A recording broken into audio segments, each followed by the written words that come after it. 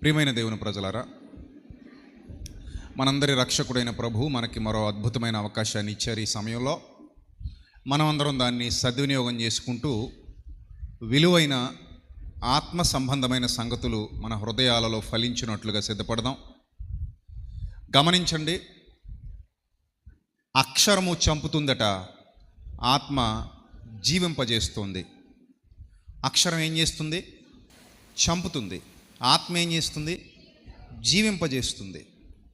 అక్షరానికంటే కూడా ఆత్మకు శక్తి ఎక్కువ ఉంది. అక్షరం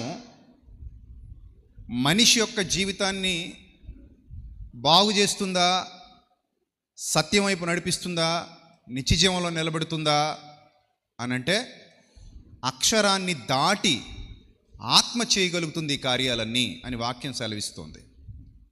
కాబట్టి శిక్షను ప్రేమిస్తున్నావా, కనికరాన్ని ప్రేమిస్తున్నావా అని అడిగితే ప్రభు చెప్పారు, కనికరమునే కోరుతున్నాను కానీ బలిని కోరను అన్నారు. కనికరమునే కోరుతున్నాను కానీ బలిని కోరను. చూడండి, అక్షరము చంపును ఆత్మ జీవింపజేయును అనే మాటలో ఎంత లోతైన అర్థం దాగుందంటే, చట్టం అంటది శిక్షించమని చెబుతుంది, అది అక్షరానికి ఉన్న శక్తి. చట్టం ఎప్పుడు ఏం చెబుతుంది? శిక్షించమని చెబుతుంది. కానీ దేవుని కనికరం అంటుంది అవకాశం ఇమ్మంటోంది మారు మనసు పొందడానికి, అవకాశం ఇమ్మంటోంది మరో కొత్త చరిత్ర రాసుకోవడానికి, అవకాశం ఇమ్మంటోంది సరికొత్తగా నిన్ను నీవు ఆవిష్కరించుకోవడానికి, నీ జీవితాన్ని నువ్వు కట్టుకోవడానికి. అది దేవుడు మనుషులందరికీ ఇస్తున్నటువంటి గొప్ప బహుమానం. దేవుడు మనుషులందరికీ ప్రసాదిస్తున్నటువంటి గొప్ప బహుమానం. మానవులు ఈ విషయాన్ని అర్థం చేసుకోలేక దేవుని యొక్క కనికరానికి దూరం అవుతున్నారు, దేవుని యొక్క సత్య సువార్తకు దూరం అవుతున్నారు, దేవుని యొక్క ఆలోచనకు దూరం అవుతున్నారు, దేవుని ప్రేమకు దూరం అవుతున్నారు. మనిషి తప్పు చేసి పడిపోయినప్పుడు మనిషి అయితే అవకాశం ఇవ్వడేమో కానీ దేవుడు తప్పకుండా అవకాశాల మీద అవకాశాలు ఇస్తూనే ఉన్నాడు. కారణం, దేవుడు లోకమును ఎంతో ప్రేమించెను. ఎంత ప్రేమించెను అని వ్రాయబడిందంటే, తన కుమారుని ఈ లోకానికి పంపించి ఆయనను మన పాపముల నిమిత్తం బలిగా అప్పగించేంతగా సర్వోన్నతుడైన దేవుడు ఈ లోకాన్ని ప్రేమించారు. దేవుడు లోకాన్ని ఎంతో ప్రేమించెను, ఎంతో ప్రేమించెను. కాగా తన అద్వితీయ కుమారునిగా పుట్టిన వాని యందు విశ్వాసముంచు ప్రతివాడు ఏం పొందడట? నశించకూడదట, నశించక నిత్యజీవం పొందాలి అనేది దేవుని యొక్క ఆలోచన. ఎవ్వరూ పాతాళానికి పోకూడదు, ఎవ్వరూ సాతాను వలన పట్టబడిన వారై నాశనానికి వెళ్ళిపోకూడదు, ఎవ్వరూ కూడా నిత్యజీవాన్ని కోల్పోకూడదు. నా పిల్లలు, నేను సృజించిన పిల్లలు, నా వలన ఈ లోకానికి వచ్చినటువంటి బిడ్డలు గనుక వారు నా ద్వారా రక్షణ పొందేవారుగా ఉండాలి తప్ప, నా స్వాస్థ్యాన్ని నా పిల్లలు అనుభవించాలి తప్ప వాళ్ళు సాతాను కోసం సిద్ధపరిచిన నిత్యాగ్నికి వెళ్ళకూడదు. ఇది దేవుని కోరిక. దేవుడు నరకాన్ని మానవుల కొరకు అనగా దేవుని పిల్లల కొరకు సిద్ధం చేయలేదు. చాలా క్లియర్గా చెప్పాడు, అపవాదికిని వాని దూతలకును సిద్ధపరచబడిన నిత్యాగ్నిలోనికి పొండి అన్నాడు. అంటే దేవుడు తన పిల్లల కోసం చెయ్యని దానిలోనికి తన పిల్లలు వెళుతుంటే చూడలేక, ఆ మార్గంలో మార్గభ్రష్టులు అయిపోతుంటే చూసి తట్టుకోలేక వాళ్ళను ఏదో మాదిరిగా విడిపించాలి అని కోరుకున్నాడు, తప్పించాలి అని కోరుకున్నాడు. అందుకే తన కుమారుడైన క్రీస్తుని లోకానికి పంపించాడు. సర్వమానవాళికి, సర్వ సృష్టికి సువార్తను ప్రకటించండి, ఈ సత్యాన్ని విని ఎవరైనా ఒకవేళ పాపాన్ని విడిచిపెడతారేమో చూద్దాం అని అపోస్తలులను మొదట పంపించాడు. ఎవ్వరూ ఎక్కడ ఎవరిని మత మార్పిడి చేయలేదు. పాపము అను వ్యాధితో బాధపడుతున్న వారు విడుదల పొందాలి అని కోరుకున్నారు. అపోస్తలులు పరిచర్య మొదలుపెట్టారు. పాపము అను భయంకరమైన పరిస్థితిలో నుండి మనిషి బయటికి రావాలి అంటే అతని హృదయంలో దేవుని వాక్యం పోయబడాలి. గనుక ఆత్మీయ స్వస్థత కేంద్రాలు వెలిశాయి, అవే క్రీస్తు సంఘాలు. ప్రతి క్రీస్తు సంఘము ఒక ఆత్మీయ స్వస్థత కేంద్రమే. ఈ ఆత్మీయ స్వస్థత కేంద్రంలో కూర్చోబెట్టి దేవుని వాక్యాన్ని వాళ్ళ హృదయాల్లో పోయండి. ఎవరి హృదయంలో దేవుని వాక్యం పోయబడుతుందో ఆ లోపల ఉన్న కల్మషం బయటికి నెట్టివేయబడుతుంది. సరికొత్త వ్యక్తిగా మార్పు చెందుతారు, సరికొత్త మనిషిగా మారతారు. వాళ్ళ జీవితంలో దేవుని యొక్క వెలుగులు ఉదయిస్తాయి, ఆశ్చర్యకరమైన వెలుగులోకి వస్తారు. పాతవి గతిస్తాయి, సమస్తము నూతనమైపోతాయి. అప్పుడు వాళ్ళు నిత్య జీవాన్ని స్వతంత్రించుకునే అవకాశాన్ని సంపాదించుకుంటారు. ఇది సాతాను వలన జరుగుతున్న కార్యం కనుక పాపంలో పడేయడం, ఆ సాతానును మీ కాళ్ళ క్రింద శీఘ్రంగా చితకదొక్కించాలి. ఇది దేవుని యొక్క ప్రగాఢమైన వాంఛ. మీ అందరి జీవితాలు కట్టబడాలి, మీ అందరి జీవితాలు నిలబెట్టబడాలి, మీ అందరి జీవితాలు బాగుపడాలి, మీ అందరి జీవితాల్లో వెలుగులు ఉదయించాలి. ఇది మాత్రమే దేవుడు కోరుకుంటున్నాడు. ఇక మరో కోరిక ఆయనకి లేదు. ఆయనకి ఏ విధమైన స్వార్థం లేదు, ఆయనకి ఏ విధమైన పక్షపాతం లేదు. ఏ ఒక్కరూ నశించిపోకూడదు. అంతటా అందరూ మారు మనసు పొందాలి. అంతటా అందరూ ఆ పాప ప్రక్షాళన పొందుకోవాలి. అంతటా అందరూ రక్షణలోకి రావాలి. అన్ని కుటుంబాలు వర్ధిల్లాలి, అన్ని కుటుంబాలు శాంతిని పొందాలి, అన్ని కుటుంబాలు నెమ్మది పొందాలి, అన్ని కుటుంబాలు నిత్య జీవాన్ని స్వతంత్రించుకోవాలి. ఎప్పటి వరకు అని అంటే వృద్ధాప్యం వరకునట. వృద్ధాప్యం వరకు నువ్వు ఆ నీతిలో నడిస్తే ఆ వృద్ధాప్యం తర్వాత నీకు డైరెక్ట్ నిత్య జీవాన్ని ఇస్తాడు. అక్కడ వృద్ధాప్యం లేదు, యవ్వనం లేదు, కౌమార్యం లేదు, బాల్యం లేదు. ఎందుకో చెప్పనా? శరీరానికే కదా ఈ దశలన్నీ. బాల్యం, కౌమార్యం, యవ్వనం, వృద్ధాప్యం దేనికి దశలన్నీ? శరీరానికి. ఆత్మకు చావే లేదు. ఆత్మకు చావే లేదన్నప్పుడు ఆత్మకు బాల్యం ఉండదు, ఆత్మకు కౌమార్యం ఉండదు, ఆత్మకు యవ్వనం ఉండదు, ఆత్మకు వృద్ధాప్యం ఉండదు. ఈ దశలన్నీ దేనికి ఉంటాయంటే మనం ధరించుకున్న ఈ శరీరానికి ఉంటాయి.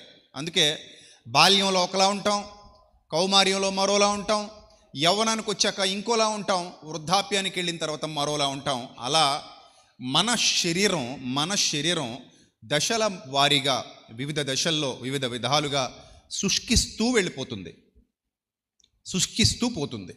చివరికి ఆ శరీరం క్షయమైపోయేది కనుక మట్టిలో కలిసిపోతుంది. కానీ ఆత్మ క్షయమయ్యేది కాదు. అందుకే ఆత్మకున్న పేరు అక్షయమైనది. ఆత్మకి ఇవ్వబడే ఆ పునరుద్ధాన దేహాన్ని గురించి కూడా దేవుడు చెబుతూ అన్నారు, అక్షయ దేహము అన్నారు. క్షయమైపోయే దేహం కాదది. ఏ దేహం అన్నారు? అక్షయమైన దేహము. అది మీరు స్వతంత్రించుకోబోతున్నారు అని వాగ్దానం చేశారు. ఇవన్నీ దైవ సంబంధమైన విధులు, దైవ సంబంధమైన విషయాలు. మానవ మాతృలకు అర్థం కాకపోవచ్చు, మట్టి మెదడుకు అర్థం కాకపోవచ్చు. అందుకే ఏ పరిశుద్ధాత్మ వలన ఇవి వ్రాయబడ్డాయో ఆ పరిశుద్ధాత్ముడినే మనకు వరంగా అనుగ్రహించాడు దేవుడు. ఒక మనుష్యుని సంగతులు అతనిలోనున్న మనుష్యాత్మకే కానీ మరి ఎవనికిని తెలియవు. అలాగే దేవుని సంగతులు దేవుని ఆత్మకే కానీ మరి ఎవనికిని తెలియవు. ఎవరు దేవుని ఆత్మను కలిగి ఉంటారో తమలో వారు మాత్రమే ఈ విషయాలను సంగ్రహంగా గ్రహించగలుగుతారు, పరిపూర్ణంగా వివేచించగలుగుతారు, పరిపూర్ణంగా అర్థం చేసుకోగలుగుతారు అని దేవుని వాక్యం సెలవిస్తోంది. కనుక ఆత్మ సంబంధమైన సంగతులు ఆ ఆత్మతోనే విచారిస్తూ, పరిశోధిస్తూ, అర్థం చేసుకుంటూ ఆ లోతైన సత్యాలను గ్రహించేవారు పరలోకపు పౌరులుగా ఎదుగుతారు. మన పౌరస్థితి ఎక్కడుంది అంటుంది వాక్యం? భూలోకంలోనా పరలోకంలోనా? అవును, మన పౌరస్థితి పరలోకమందున్నది అని వాక్యం సెలవిస్తోంది. గనుక మీరు నా చెల్లెళ్ళు, తమ్ముళ్ళు, అక్కలు, అన్నలు మీరందరూ కూడా పరలోకపు పౌరులు. We are all heavenly citizens. కేవలం మనం భూ సంబంధమైన వారము కాము. ఎప్పుడైతే మీరు క్రీస్తు ద్వారా రక్షణలోకి వచ్చారో, ఎప్పుడైతే మీరు పరిశుద్ధాత్మను వాగ్దానాన్ని పొందుకున్నారో, ఎప్పుడైతే మీరు ప్రభువులో వర్ధిల్లుతూ ఒక గొప్ప సమూహంగా ఒక యాత్రికుడిగా ముందుకు కదులుతున్నారో, you are not a common citizen, you are not a normal citizen, you are a heavenly citizen. పరలోకపు పౌరసత్వాన్ని దేవుడు నీకు వాగ్దానం చేశాడు. నీకు పరలోకపు పౌరసత్వం ఉంది. భూలోకపు పౌరసత్వంలో చీటీలు ఉంటాయి, పాస్పోర్ట్స్ ఉంటాయి, కనిపించే ఒక పత్రం ఉంటుంది. కానీ పరలోకపు పౌరసత్వానికి పరిశుద్ధాత్ముడే పత్రంగా ఉన్నాడు, పరిశుద్ధాత్ముడే సంచకరువుగా ఉన్నాడు. ఆయన నీలో నాలో ఉన్నారు అని అంటే పరలోకపు పౌరసత్వాన్ని దేవుడు తన ప్రజలకు అనుగ్రహించేశారు. ఇది సంచకరువుగా పరిశుద్ధాత్ముడు మనలోనికి రావడాన్ని బట్టి నిర్ధారణ అయిపోయింది, రుజువు అయిపోయింది. ఎప్పుడైతే ఆ నిర్ధారణ రుజువు నీ సొంతమైందో నువ్వు ధైర్యంగా బతకాలి, నువ్వు ధైర్యంగా జీవించాలి, సంతోషంగా జీవించాలి, ఆనందంగా జీవించాలి. శరీర యాత్రలో దశల వారీగా నువ్వు ముందుకెళ్తున్నప్పుడు శరీరంలో మార్పు రావాలి కానీ విశ్వాసంలో మార్పు రాకూడదు. 10 ఏళ్ల క్రిందటి ఫోటో చూసుకోండి, ఎలా ఉంటాం మనం? తేడాగా ఉంటాం. ఇంకో 10 ఏళ్ల తర్వాత ఫోటో చూసుకుంటే మరోలా ఉంటాం. ఇంకో 20 ఏళ్ల తర్వాత ఫోటో చూసుకుంటే ఇంకోలా ఉంటాం. శరీరం కాలం గడుస్తున్న కొలది అనేక మార్పులకు గురైపోతుంది. కాలం గడుస్తున్న కొలది వృద్ధాప్యానికి దగ్గరైపోతాం. కానీ బాహ్య పురుషుడు ఈ విధంగా కృషించిపోతున్నా లోపలున్న ఆత్మ పురుషుడు, అంతరంగ పురుషుడు, ఆంతర్య పురుషుడు దినదినం ఏమవుతున్నాడంట? నూతన పరచబడుచున్నాడని వాక్యం సెలవిస్తోంది. ఆంతర్య పురుషుడు ఏమవుతున్నాడు? దినదినం నూతన పరచబడుచున్నాడు. అంటే మీలో ఉన్న పరిశుద్ధాత్మ శక్తి మిమ్మల్ని లోపల చెక్కుతుంది. ఈ సంగతి మనకు కూడా తెలీదు. తెలుసా ఆ విషయం? మనకు కూడా తెలీదు. నీ పర్మిషన్ తీసుకొని చేయట్లేదు పరిశుద్ధాత్ముడు. అది నీ పర్మిషన్ లేకుండానే ఒకసారి నీలోనికి వచ్చిన తర్వాత ఇంక నీ పర్మిషన్ అవసరం లేదు. ట్యాబ్లెట్ మింగేంత వరకే నీ పర్మిషన్. ట్యాబ్లెట్ లోపలికి వెళ్ళాక ఆ ట్యాబ్లెట్ ఎలా పనిచేయాలో నువ్వు చెప్తావా? తన పని అది చేసుకుని వెళ్ళిపోతుందా? చెప్పండి. ట్యాబ్లెట్ మింగేంత వరకేగా నీ పర్మిషను. నువ్వు మింగి నోట్లో వేసుకొని నీళ్లు మింగాలి, నీళ్లు తాగాలి, అంతవరకు నీ పర్మిషన్ ఓకే. వన్స్ నువ్వు ట్యాబ్లెట్ నోట్లో వేసేసుకున్న తర్వాత నీళ్లు తాగేసిన తర్వాత ఇంక నీ పర్మిషన్తో ట్యాబ్లెట్కి పని లేదు. లోపలికి వెళ్ళిన ట్యాబ్లెట్ తన పని తను చేసుకుంటుంది. రైట్? అంతేనా? ఇన్ ద సేమ్ సెన్స్ పరిశుద్ధాత్మ సహవాసంలోనికి నువ్వు అడుగు పెట్టేంత వరకే నీ పని. వన్స్ నువ్వు పరిశుద్ధాత్మ సహవాసంలోనికి అడుగు పెట్టిన తరువాత ఆయనే నిన్ను నడిపిస్తాడు. అది రోమాపత్రిక ఎంత స్పష్టంగా చెబుతుందో సరే చూడండి. రోమాపత్రిక 8వ అధ్యాయము. రోమాపత్రిక 8వ అధ్యాయం. వాలంటీర్స్ పిల్లల్ని కంట్రోల్ చేయండి, వాళ్ళు అవన్నీ ఎక్కుతున్నారు చూడండి. రాంబాబు పైకి వెళ్ళండి. వెనక రోమాపత్రిక 8వ అధ్యాయము.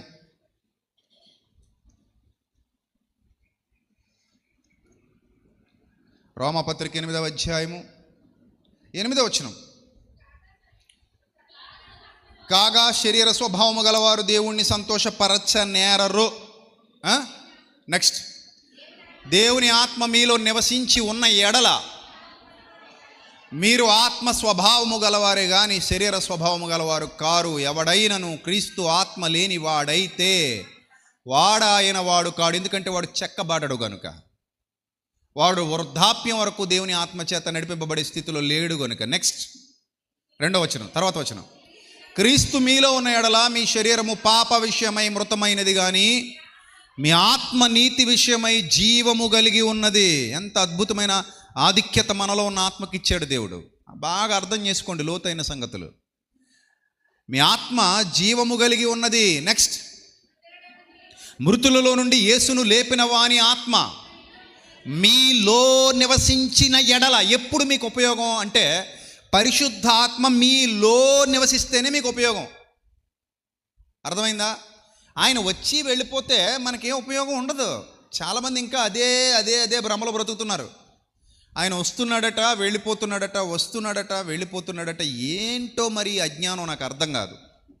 చాలామంది ఇంకా అదే అజ్ఞాన సంబంధమైన దుస్థితిలో బ్రతుకుతూ అవే పాటలు పాడుతూ అదే అజ్ఞానంలో ఉన్నారు. ఆయన వచ్చేశారు. పెంతెకొస్తను పండుగ దినాన 2000 సంవత్సరాల క్రిందట దేవుని వాగ్దానం మేరకు ఈ భూమి మీద పరిశుద్ధాత్మ అడుగు పెట్టడం జరిగింది. ఆయన అంతము వరకు మీతోనే ఉంటాడని యేసుక్రీస్తు వాగ్దానం చేసేశారు.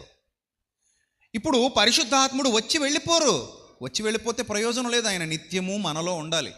ఆయన వచ్చి ఉండి వెళ్ళిపోతే మళ్ళీ నెక్స్ట్ సాతాను వచ్చేస్తాడు. అందుకే ఆయన మనల్ని వదలరు. ఇంకా మిమ్మల్ని అనాథలనుగా విడువను. యేసుప్రభు వాగ్దానం, మిమ్మను అనాథలనుగా విడువను.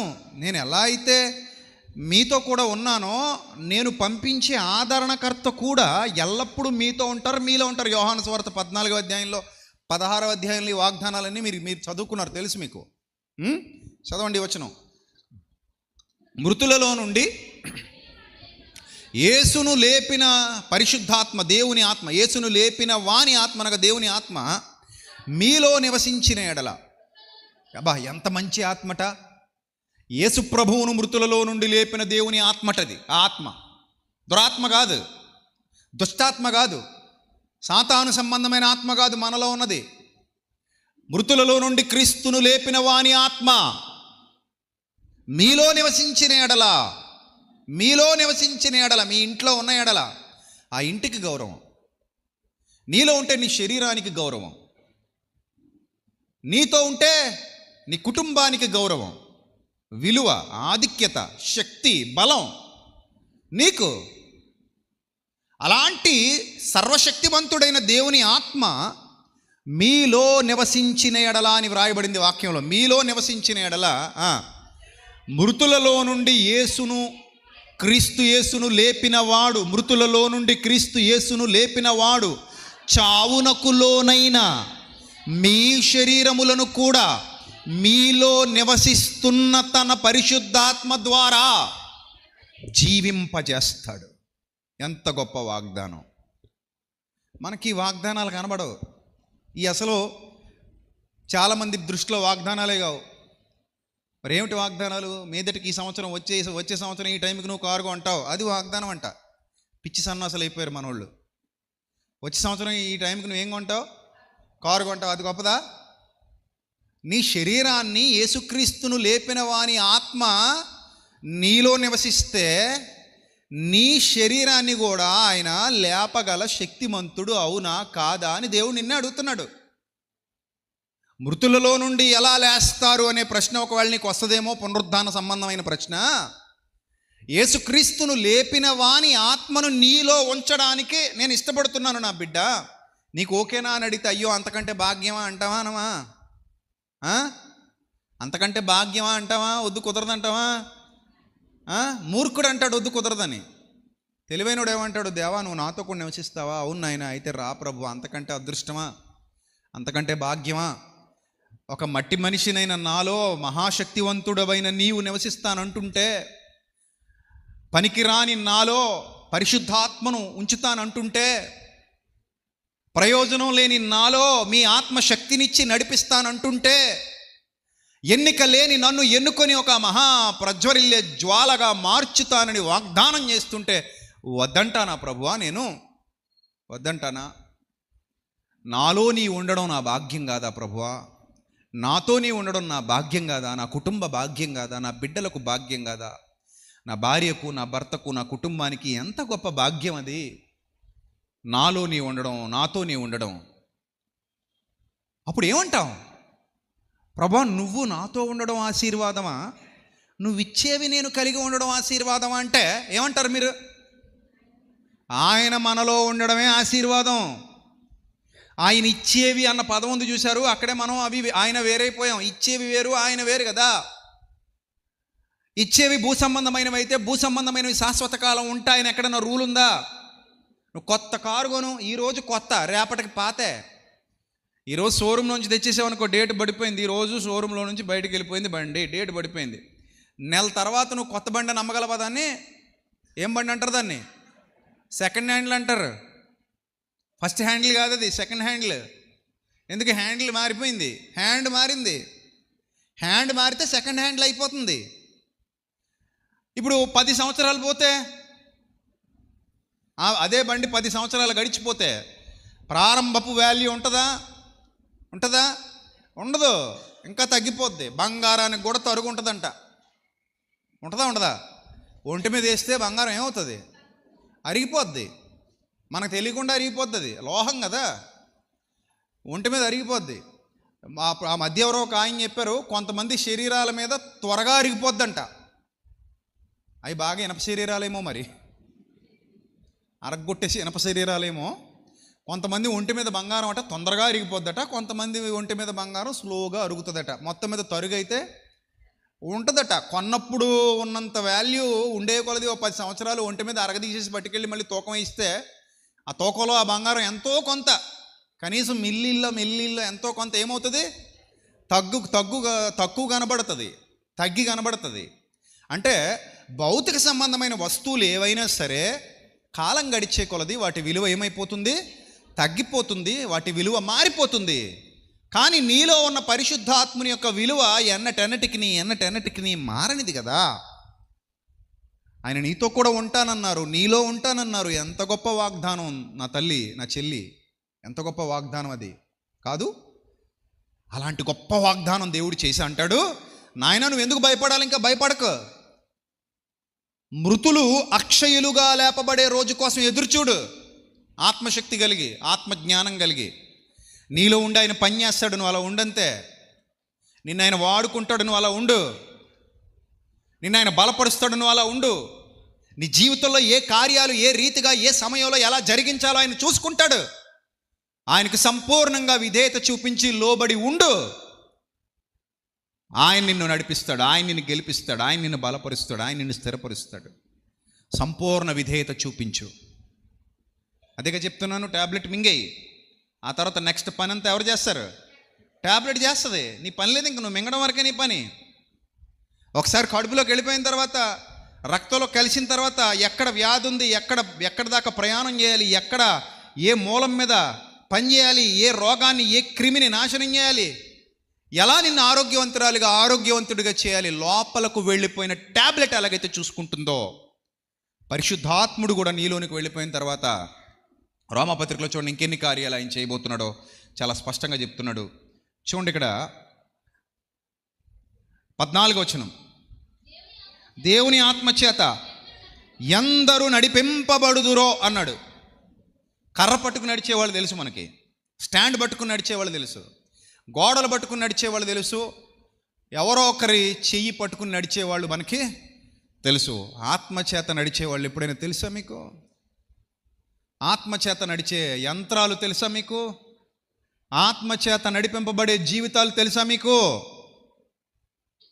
తెలియకపోతే తెలుసుకోండి. మీరు నడిపింపబడుతున్నారో లేదో పరీక్షించుకోండి. ఎవరో ఒకరు నడపాలిగా, మనల్ని నడపాలా వద్దా?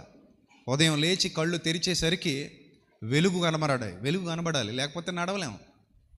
ఆ వెలుగు ఎక్కడి నుంచి వస్తుంది? సూర్యుడి నుండి వస్తుంది. అంటే మనల్ని నడిపించడానికి దేవుడు ఆకాశంలో ఎవరిని పెట్టాడు? సూర్యుని పెట్టాడు. ఈ లైట్ మనం వెలిగించుకున్న లైట్ కాదు అది.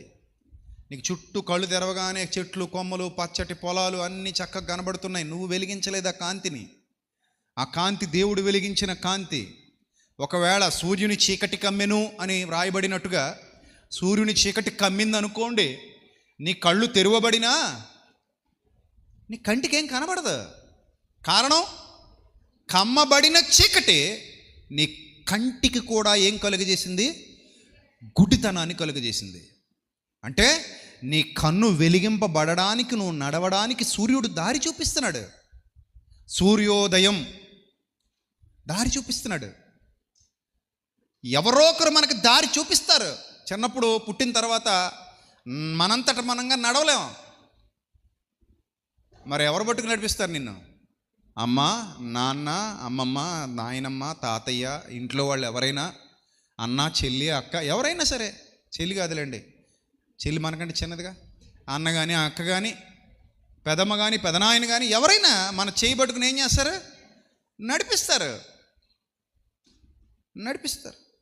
మరి నిన్ను నడిపించడానికి, నీ ఆత్మీయ స్థితిలో నిన్ను నడిపించడానికి దేవుడు నీలోనికి పంపించినది ఎవరిని?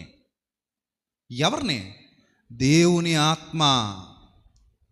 ఎంత గొప్ప వాగ్దానం అండి ఇది! ఎందరూ దేవుని ఆత్మ చేత నడిపింపబడుదురో, ఎందరూ దేవుని ఆత్మ చేత నడిపింపబడుదురో వారందరూ ఏమై ఉంటారు? దేవుని కుమారులై ఉందురు. క్లియర్. సరే, ఎన్ని గొప్ప గొప్ప వాగ్దానాలు ఇవన్నీ కూడా. అంటే దేవుని ఆత్మచేత నడిపింపబడే వ్యక్తి భౌతిక సంబంధమైన విషయాలలో కూరుకుపోడు, లోక సంబంధమైన లోకానుసారమైన విషయాల్లో కూరుకుపోడు.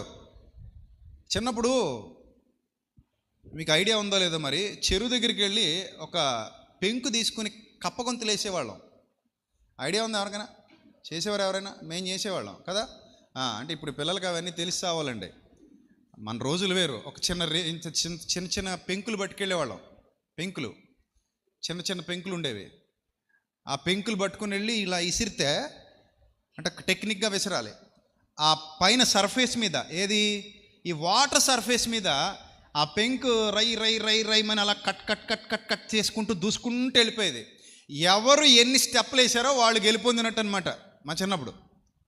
అంటే ఆ విసరగానే అది అలా అలా అలా అలా అలా అలా అలా అలా అలా నడుచుకుంటూ నడుచుకుంటూ నడుచుకుంటూ దాన్ని అలా కట్ చేసుకుంటూ ఆ వెళ్ళిపోవడం మీకు చిన్నప్పుడు నిజంగా మీకు అలవాటు ఉంటే అది ఎలా అంతలా నడిపించబడిందబ్బా, విచిత్రంగా ఉందే.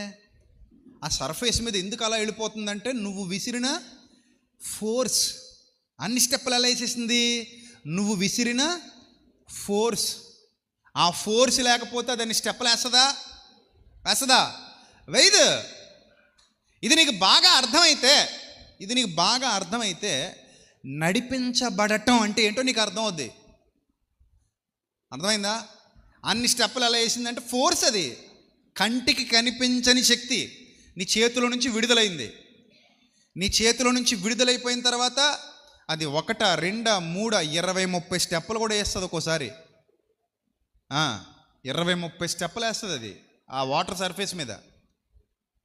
అంటే ఇంత అలా ఎలా వెళ్ళిపోయింది అంటే కనిపించదు, శక్తి ఉంది, ఇన్విజిబుల్. అలాగే దైవశక్తి, దేవుని ఆత్మ చేత ఎందరు నడిపింపబడుదురో ఆ నడక కనిపించని దైవాత్మ నడిపిస్తుంది నిన్ను. దైవాత్మ నడిపిస్తుంది. ఆ ఫోర్స్ ఉంది వెనకాల. అది ఎవరికి తెలీదు. సంవత్సరాల పాటు నడుస్తావు దేవుని సన్నిధిలో. దేవుని ఆత్మశక్తి నీతో ఉంటే నిన్ను నడిపిస్తాడు. పరిశుద్ధాత్ముడు నడిపిస్తాడు. ఆయన దేవుని ఆత్మ చేత ఎందరు నడిపింపబడుదురో వారందరూ ఏమై ఉంటారంట? దేవుని కుమారులై ఉంటారట. దేవుని కుమారులై ఉంటారు. అంటే నీ పరిస్థితి, నీ స్వభావము, నీ ఆలోచన విధానము, నీ నడవడిక, నీ తీరుతెనులు అన్నీ మారిపోతాయి. ప్రియులారా, మీరు అర్థం చేసుకోండి. మొత్తం నీ మీద పూర్తి కంట్రోల్ ఆయన తీసుకుంటాడు. పూర్తి కంట్రోల్ ఆయన చేతిలో ఉంటుంది. ఆయన కంట్రోల్లో నువ్వు వర్ధిల్లుతావు. ఆయన కంట్రోల్లో నువ్వు గెలుస్తావు. ఆయన కంట్రోల్లో నువ్వు ఆశీర్వదింపబడతావు. నువ్వు హ్యాపీగా జర్నీ చేయొచ్చు. ఆయనే డ్రైవర్. నువ్వు కూర్చో, అలాగా ఆయనకి అవకాశం ఇచ్చేయి. నువ్వు హ్యాపీగా చేయొచ్చు జర్నీ. అర్థమైందా? అందుకే దీనికి ఏం పెద్ద కష్టపడక్కర్లా. ఆయనతో నడవడం కష్టమా సులభమా? చాలా సులభం అండి. అలవాటు అయిపోతే ఏ పనైనా సరే అలవాటు లేనోడికి ఎలా ఉంటుంది? కష్టం. అలవాటు అయినోడికి సులభమే కదా. కారు నడపడం ఎంతమందికి రాదు? అది నా క్వశ్చన్. అర్థమైందా? ఎంతమందికి వచ్చు? మీకు వచ్చా కారు నడపడం? మరి ఎలా చూస్తున్నారు కూర్చొని? సురేష్ గారు అని నేర్పించారు ఎప్పుడైనా? లేదు కదా. మరే కారు నడపడం ఎంతమందికి రాదు అని అడిగాను. నాకు రాదన్న వాళ్ళు అందరూ చేయొద్దండి, అంతే. నాకు రాదన్న ప్రతి ఒక్కరు చేయొత్తాలి. ఇక్కడ చూసారు ఎంతమంది ఉన్నారో? వీళ్ళు ఎవరికి ఏం రాదు.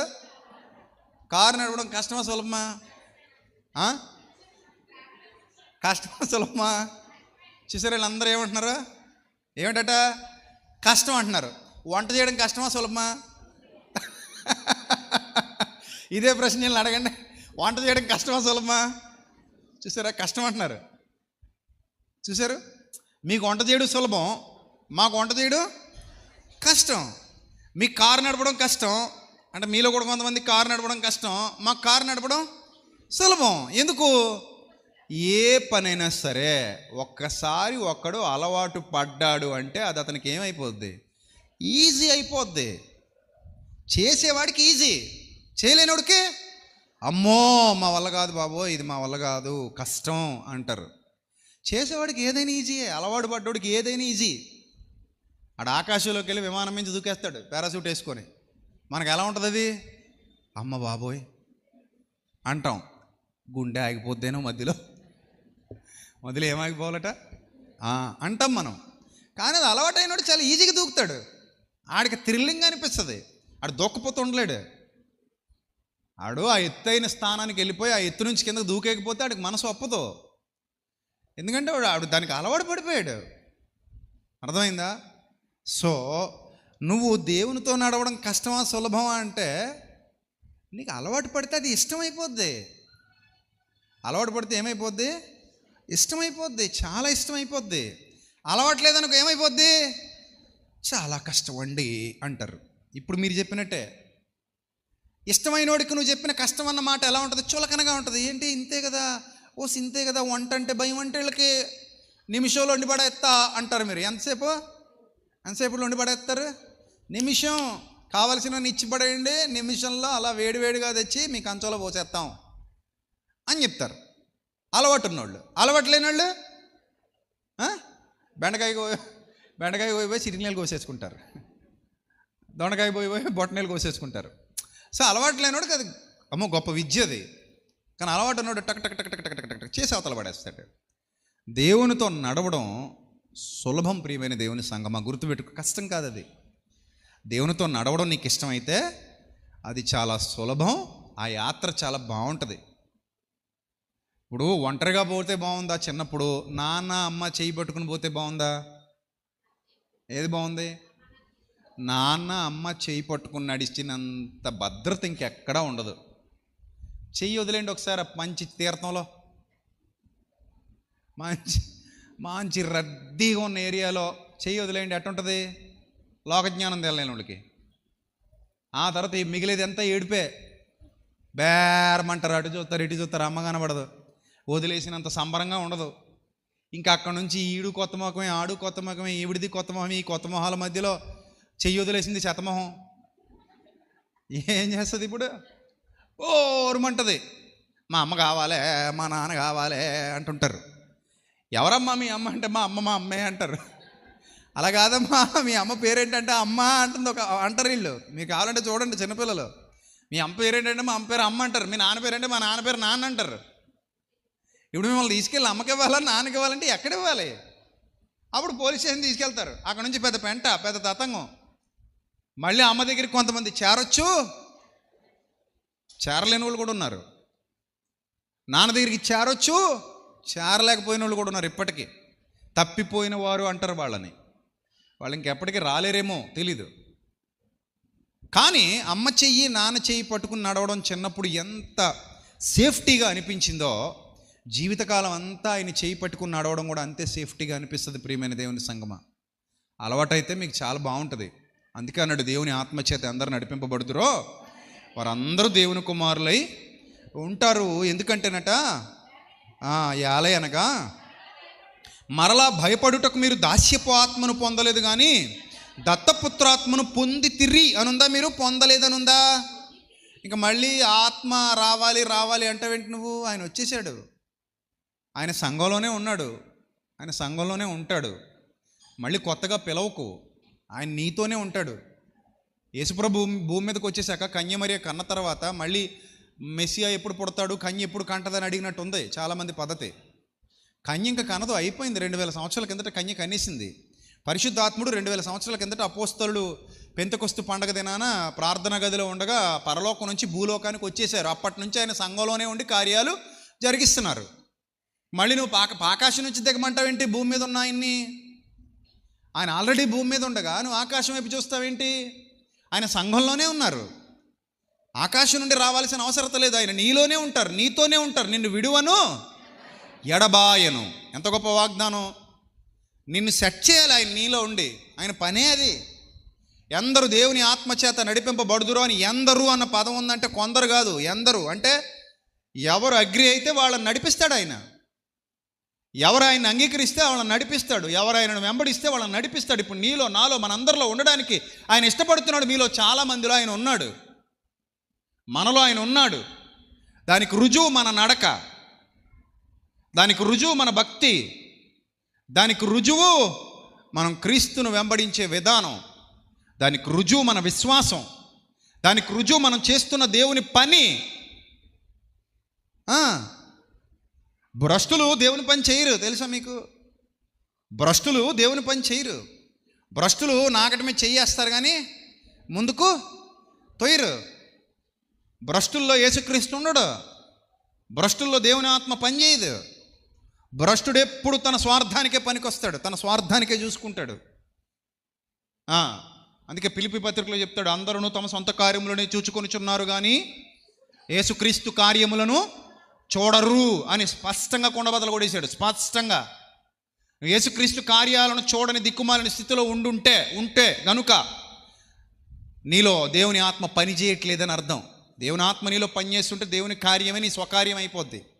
దేవుని పని చేయకుండా నువ్వు నిద్రపోలేవు, దేవుని పని చేయకుండా నువ్వు ఉండలేవు. దేవుని కార్యాభివృద్ధి కొరకు నువ్వు కష్టపడతావు, ఆత్మల రక్షణ కోసం నువ్వు ప్రయాసపడతావు, పరిచర్య కోసం నువ్వు శ్రమిస్తావు, ముందుకొస్తావు, ఇస్తావు, నేర్చుకుంటావు. ఇవన్నీ నీలో జరుగుతూ ఉంటాయి. కారణం దేవుని ఆత్మచేత నడిపింపబడే జీవితం ఆయన పనిలో నిందారహితంగా కడ వరకు, ప్రాణం ఉన్నంత వరకు వాడబడుతుంది, ఆగదది. నాగటి మీద చెయ్యేసి వెనుక తిరిగి చూసేవాడు ఎవడంట? శాపగ్రస్తుడు వాడు. కానీ దేవుని ఆత్మ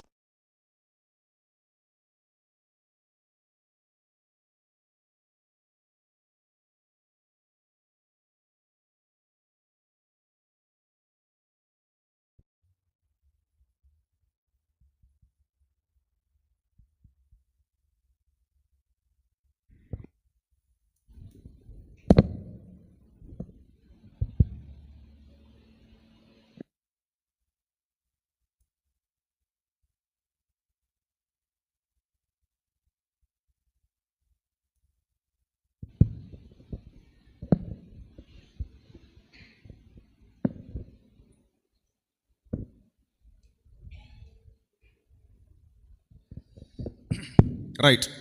దేవుని ఆత్మ మనలో ఉంటే మనం ఊరికే ఉండలేం కదా. లోపల ఉన్న ఆత్మ ఏం చేస్తుంది? మనల్ని ప్రేరేపిస్తుంది. ఉదాహరణకి జిమ్కి వెళ్ళే వాళ్ళకి తెలుసు, ప్రీ వర్కౌట్ అని ఒకటి ఉంటుంది. ప్రీ వర్కౌట్ డ్రింక్ అది. ఆ కాంబినేషన్స్ అన్నీ వేరుగా ఉంటాయి. యాక్చువల్లీ దానికి సైడ్ ఎఫెక్ట్లు కూడా ఉంటాయి. ఆ ప్రీ వర్కౌట్ కొంతమంది వాటర్లో కలుపుకొని ఒక అరగంట ముందు శుభ్రంగా తాగేస్తారు. దాన్ని తాగేసి జిమ్కి వెళ్తారు. అక్కడి నుంచి శరీరంలో వాళ్ళకే తెలియకుండా ఒక రకమైన తిమ్మిరిలాగా మొదలైపోతుంది, దురదలాగా. నిజం, ఒక రకమైన తిమ్మిరి దురదలాగా వచ్చేసి ఇప్పుడు చెయ్యకపోతే ఉండలేరు వాళ్ళు. ఏం చేయాలి? వర్కౌట్ చేయాలి, బరువులు ఎత్తాలి, ఇంకా కసిగా పళ్ళు బిగబట్టి చేసేస్తుంటారు. ఇంకా అంత అలా చేసేయాలంటే ఏం తాగాలి వీళ్ళు? ఆ ప్రీ వర్కౌట్ తాగి వెళ్ళాలి. అదే ప్రీ వర్కౌట్ తాగకుండా పోయారనుకోండి, ఆ ఊపు రాదనమాట. కానీ అది మంచిది కాదు, అది శరీరానికి మంచిది కాదు. కాలక్రమంలో అది ఒక సైడ్ ఎఫెక్ట్లు శరీరం మీద చూపిస్తాయి. అంటే కొంతమంది ఇంకా అతిగా చేయాలి కదా, అతిగా చేయాలంటే మనకి ఎనర్జీ కావాలి కదా, ఈ ఎనర్జీ కోసం ఏం చేయాలని చెప్పేసి ఎనర్జీ డ్రింకులు తాగుతుంటారు, ప్రీ వర్కౌట్లు తాగుతుంటారు. అందులో కొన్ని మంచివి ఉంటాయి, కొన్ని చెడ్డవి ఉంటాయి. మొత్తం మీద ఈ తిమ్మిర్లు వచ్చేసి, దురదలు వచ్చేసి, దురద మందనమాట అది. శరీరం మీద ఒక రకమైన దురద బుట్టి శుభ్రంగా ఎరగదీసేస్తారు. ఇంకా దాన్ని పట్టుకొని ఆ బరువులు పట్టుకొని ఎత్తిపడేస్తుంటారు అనమాట. సో అంటే నీ లోపలికి అది వెళ్ళి నిన్నేం చేస్తుంది? పురుకొల్పుతుంది. ఏం చేయడానికి? వర్కౌట్ చేయడానికి పురుకొల్పుతుంది. అరే నువ్వు చెయ్యి అని. అది చేయకపోతే నీకు ప్రశాంతత లేదు, చేయకపోతే నీకు మనశ్శాంతి లేదు, పురుకొల్పుతుంది నీలో ఉండే. సో దేవుని ఆత్మ నీలో ఉండి నీకు చెడు చేయకుండా పురికొల్పుతుంది, నిన్ను పాడు చేయకుండా పురికొల్పుతుంది. మంచికా చెడుకా? దేవుని ఆత్మ నీలో ఉండి పురికొల్పేది మంచికి, చెడుకి కాదు, మంచికి పురికొల్పుతుంది. నీ చేత మంచి చేయించడానికే దేవుడు ఇష్టపడుతున్నాడు. నిన్ను మంచి మార్గంలో నడిపించడానికి దేవుడు ఇష్టపడుతున్నాడు. నేను ఒక సంపూర్ణమైన వ్యక్తిగా తీర్చిదిద్దడానికి దేవుడు ఇష్టపడుతున్నాడు. నిన్ను ఒక ఆధ్యాత్మిక శక్తిగా తీర్చిదిద్దడానికి దేవుడు ఇష్టపడుతున్నాడు. అందుకే నీలోనికి తన ఆత్మను పంపించాడు. నీలోనికి పంపించాడని ఉందా లేదా బైబిల్లో? మీరు పొందారని ఉందా బైబిల్లో? చూడండి, ఆ ఆత్మ కలిగిన వారమై అనుంది బైబిల్లో. ఆ ఆత్మ కలిగిన వారమై మనము అబ్బా తండ్రి అని మొరపెట్టుచున్నాము. మనము దేవుని పిల్లలమని ఆ ఆత్మ తానే మన ఆత్మతో కూడా ఏం చేస్తున్నాడంట? సాక్ష్యం ఇస్తున్నాడంట మనలో ఉండి. నువ్వు దేవుని కుమార్తెవా కాదా? ఏమంటుంది నీ మనసు? కాదు అంటుందా? మరేమంటుంది? నువ్వు దేవుని కుమారుడువా కాదా? ఏమంటుంది నీ మనసు? సాక్ష్యం ఇస్తుందా? లోపల నుంచి వస్తుందా సాక్ష్యం? వస్తేనే మనం ధన్యులం, మనం దేవుని బిడ్డలం, దేవుని కుమారులం, దేవుని కుమార్తెలం. మనం దేవుని పిల్లలమని ఆత్మ తానే మన ఆత్మతో కూడా సాక్ష్యం ఇచ్చుచున్నాడు. మనం పిల్లలమైతేనే వారసులం, అనగా దేవుని వారసులం. క్రీస్తుతో కూడా మహిమ పొందుటకు ఆయనతో శ్రమ పడిన ఎడల క్రీస్తుతోడి వారసులం. ఏం వారసులం? క్రీస్తుతోడి వారసులం. ఎన్ని వాగ్దానాలు చూడండి. మన ఎడల ప్రత్యక్షము కాబోవు మహిమ ఎదుట ఇప్పటి కాలపు శ్రమలు ఎన్నతగినవి కావని ఎంచుచున్నాను అన్నాడు పౌలు భక్తుడు. మనం ఒక అద్భుతమైన మహిమను చూడబోతున్నాం. మనం ఒక అద్భుతమైన స్థితికి వెళ్ళబోతున్నాం. మనం ఒక అద్భుతమైన ఆశీర్వాదాన్ని సొంతం చేసుకోబోతున్నాం. మన ఎడల ప్రత్యక్షము కాబోవు మహిమ ఎదుట ఇప్పటి కాలపు శ్రమలు ఎన్నతగినవి కావని ఎంచుచున్నాను. దేవుని కుమారుల ప్రత్యక్షత కొరకు సృష్టి కూడా మిగుల ఆశతో తేరిచుచ్చు కనిపెడుతోంది అని. చూడండి ఎంత అద్భుతమైన మాట అంటే 26వ వచనం చదువుదాం. అటువలే పరిశుద్ధాత్మ కూడా మన బలహీనతను చూచి మనకు సహాయము చేయుచున్నాడు. చూసారా పరిశుద్ధాత్ముడు మనలో ఉంటే మన బలహీనతలు ఆయనకు తెలుస్తాయో తెలియవా? ఇప్పుడు నీతోనే కలిసి బతుకుతున్నాను అనుకో, నేను నీ ఇంట్లో ఉంటున్నాను అనుకో, ఒక గదిలో ఒక మూలన నీతో పాటు అద్దెకుంటున్నాను అనుకో, లేకపోతే నీతో కలిసి ట్రావెల్ చేస్తున్నాను అనుకో, నీ ప్రాబ్లమ్స్ అన్నీ నాకు తెలిసిపోవా? మనం కలిసి ఒక చోట ఉంటున్నాం, ఒక కాలనీలో ఉంటున్నాం, లేదా ఒక ఇంట్లో ఉంటున్నాం, ఒక వీధిలో ఉంటున్నాం, ఒక అపార్ట్మెంట్లో ఉంటున్నాం. నీ ప్రాబ్లమ్స్ నాకు మ్యాక్సిమం ఏమవుతాయి? తెలిసిపోతాయి. అలాగే దేవుని ఆత్మ నీలోనే ఉంటే నీ బలహీనతలు ఆయనకి తెలిసిపోతాయి.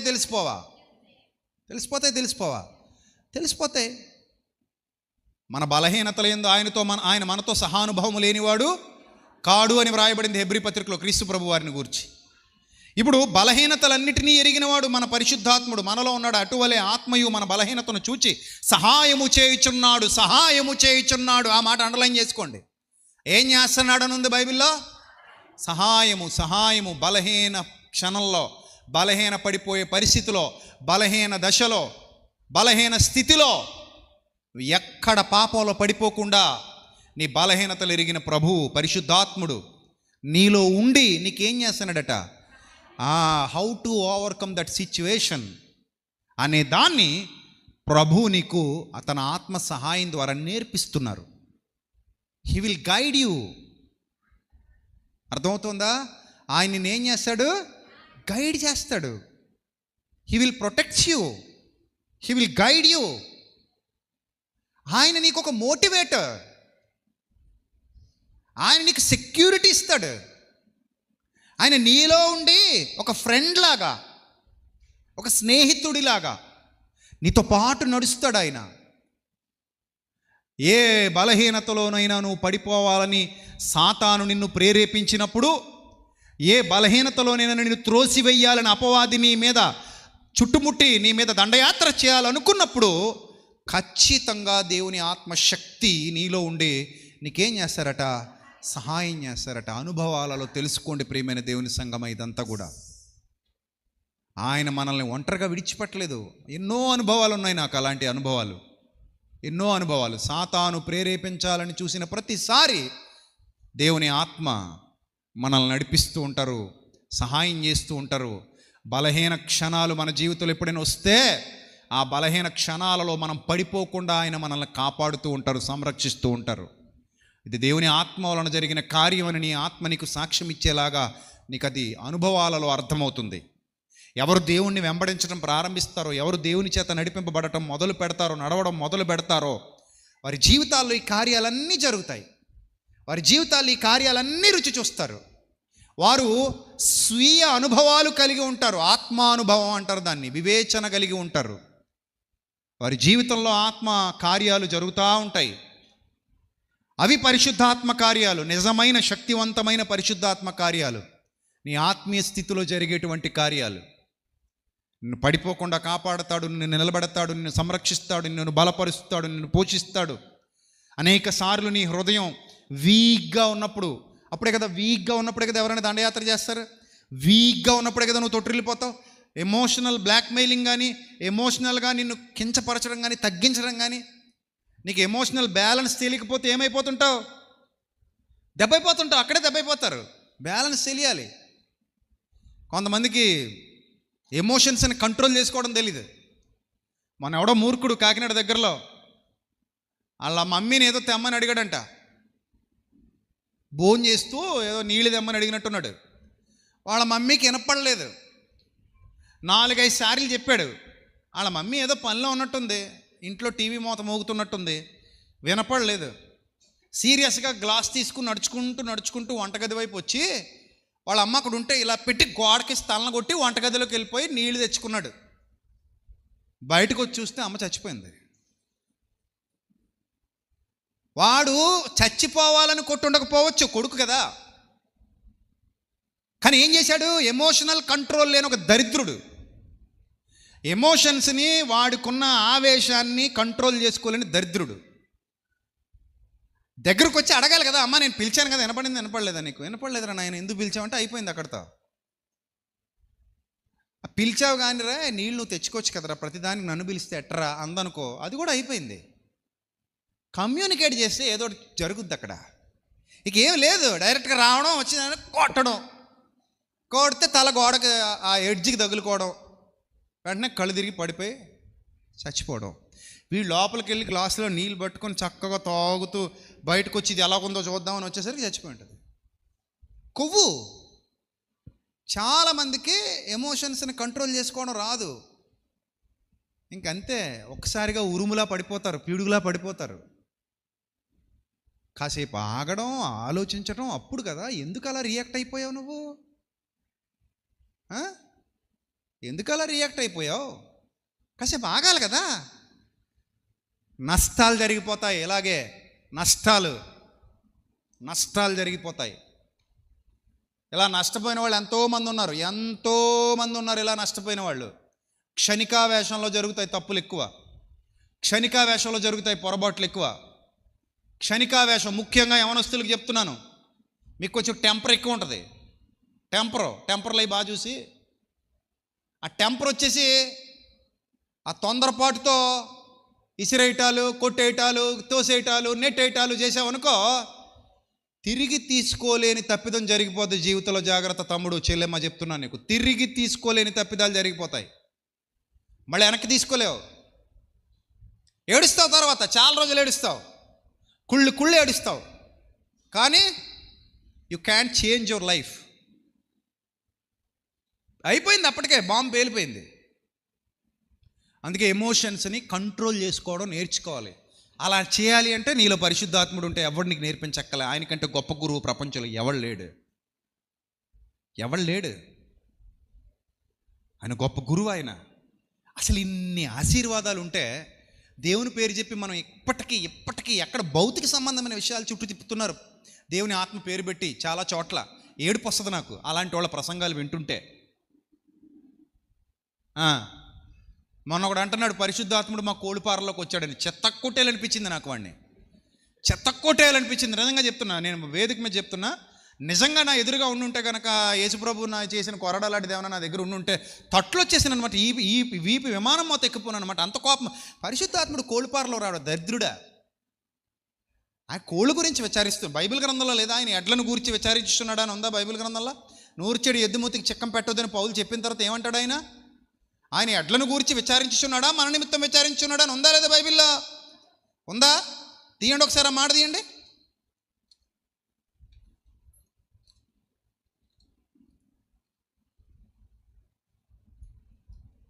కొరింథీయులకు రాసిన